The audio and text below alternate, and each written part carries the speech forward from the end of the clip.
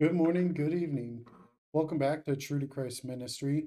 My name is Keith, and as always, our goal on this channel is to be true to Christ in everything that we do, say, and teach.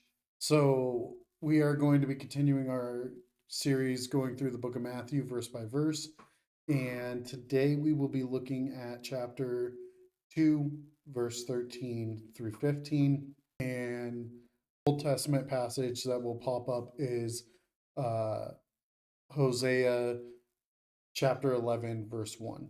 And I will put them on the screen up over this way. No, that way. That way. And so the passage again is chapter 2, verse 13.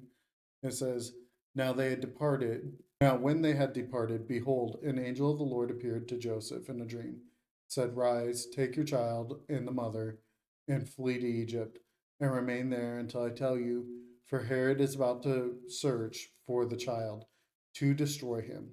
And he rose and he took the child and his mother by night and departed to Egypt, and remained there until the death of Herod. This was to fulfill what the Lord had spoken by the prophet. Out of Egypt I called my son, end quote. And so it is very important to note that Matthew deemed this verse to be specifically of the Messiah. And so he highlighted the phrase out of Egypt I called my son, and he said that this was to fulfill what was written.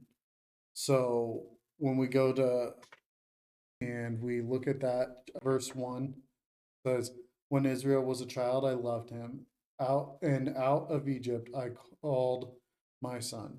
And so we look at that and we note that this happened when Christ was a child. It was because of the love of the child from God, and he called them to Egypt until a time period in which he would call him out of Egypt. Um, so yeah, that's the passage and the Old Testament prophecy that even Matthew deems to be about Christ.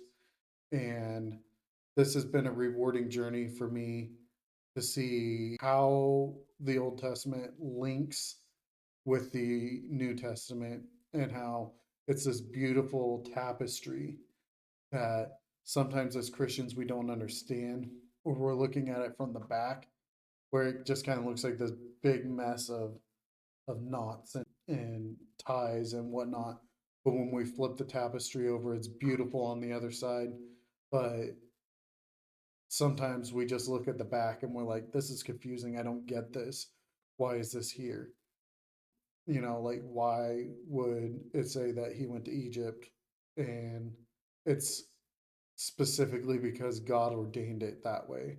And so this has been part 5 of the Jesus Fulfilled What series.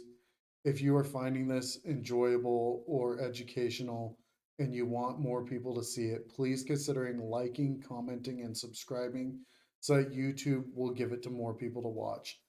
As we build this channel and this series, I pray that it blesses you as it's blessed me. And so thank you guys for watching and have a great rest of your day.